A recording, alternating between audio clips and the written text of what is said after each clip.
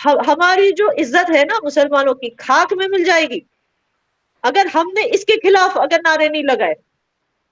नहीं, ये याना जी बिल्कुल, ये आपकी बात में मैं आपसे 110% मैं आपसे एग्री करता हूं कि जब तक हम इन चीजों को बुरा नहीं कहेंगे, गलत नहीं कहेंगे, जितना हम रोक सकते हैं। क्या ये मुस्लिम कंट्रीज इस बार इस एक्ट को कंडेम करेंगे?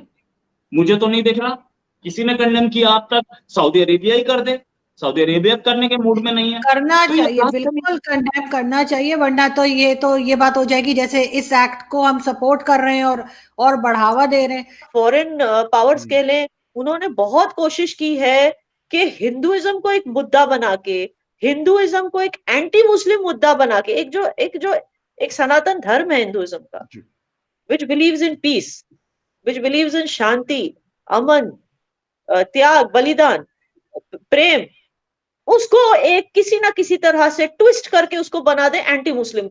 जिस तरह से प्राइम मिनिस्टर मोदी ने मुसलमानों के भले के लिए, उनकी वेलफेयर के लिए काम किया है, आज इस्लाम की बेइज्जती हो रही है इन टेररिस्ट की वजह से, इस्लाम की बेइज्जती हो रही है और हम एज मुस्लिम्स चुप हैं। मेरे हिंदू भाई बहन वो अकेले लड़ रहे हैं इन सब चीजों से, जैसे जूस लड़े थे, जैसे इजरायली लड़े थे, and I am very proud of them कि how they are fighting back.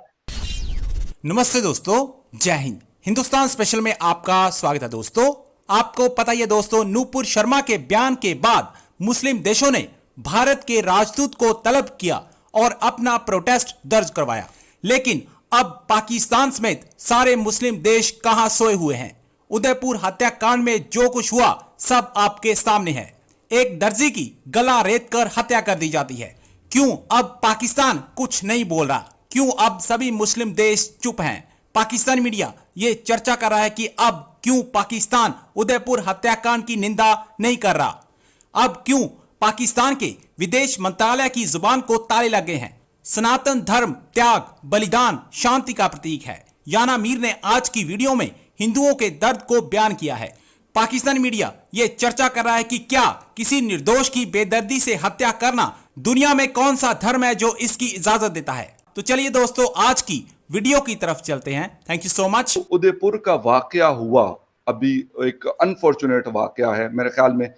उसको किसी किस्म की सपोर्ट कोई भी इंसानों में कहता, वो जो भी रिलीजन को फॉलो करता है या जो भी करता है, नहीं करना चाहिए। I will stop you here। ये मत बोलिए कोई सपोर्ट नहीं करता। नहीं, मैं कह रहा हूं नहीं करना चाहिए। कर रहा है, लोग कर रहे हैं तो ये हुआ है। मैं ये नहीं कहता मैं करना नहीं चाहिए। अब वो क्या हो रहा है पता है क्या? हिपोक्रेसी देखो कैसे सामने आ रही। कुछ दिन पहले सर तन से जुदा नारे लगा रहे थे। आज जब किसी बेवकूफ ने जाके, किसी जल्लाद ने जाके सचमुच ही कर दिया, आज कह रहे नहीं इसको कोई नहीं सपोर्ट करता, इसको कोई नहीं एंडोर्स करता। तो क्यों नारे लगा रहे थे सर तन से जुदा? और ये नारा किसने बनाया? ये क्या हजरत रसूल सल्लल्लाहु अलैहि वसल्लम ने बोला था कि सर तन से जुदा कर देना किसी का भी अगर उसने अल्लाह पाक की गुस्ताखी की या मेरी शान में गुस्ताखी की? कभी उन्होंने बोला था ऐसे? ये कौन खुद की मर्जी से? एक तो देखिए इसके दो इम्पैक्ट्स हैं। एक तो ये इस्लाम को बदनाम कर रहे हैं, दूसरा ये इंसानियत को बदनाम कर रहे हैं।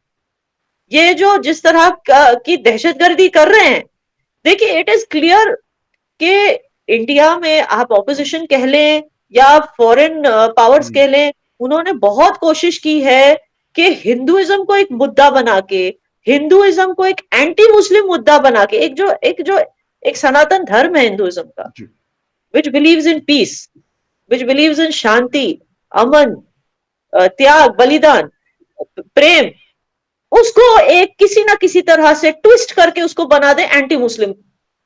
बिकॉज ये चीज तो सबको पता है, चाहे किसी ने कुरान ठीक से पढ़ा हो, चाहे किसी ने हदीसें ठीक से पढ़ी हो या नहीं पढ़ी हो, एक चीज तो सबको पता है, एक मुसलमान किसी पे हमला नहीं कर सकता। वो सबसे बड़ा कुबैर है, वो कहते हैं ना बहुत ही ग्रेव सिन है किसी को हलाक कर देना।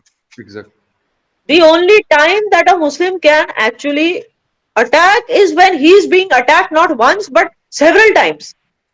So to save himself or his family or to protect somebody, he can attack in retaliation only.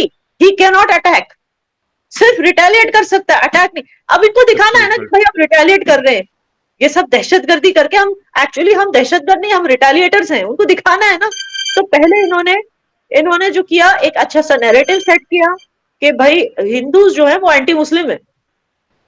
तो इस नैरेटिव सेटिंग में वो बहुत ज्यादा एक्टिव है, चाहे आप सोशल मीडिया पे बोलें, चाहे आप कहीं भी बोल लें, पाकिस्तान टेलीविजन पे, पाकिस्तान न्यूज पे, या ये कुछ ओआईसी कंट्रीज हैं जैसे मलेशिया, टर्की, जो चाहते हैं कि वो कैलिफेट बन जाएं, और कुछ चाइना जैसी कंट्रीज हैं जो इंडिया को इकोनॉमिकली वीक करना चाहती हैं, तो इस वजह से एक मुस्लिम मुद्दा भी उठाते हैं।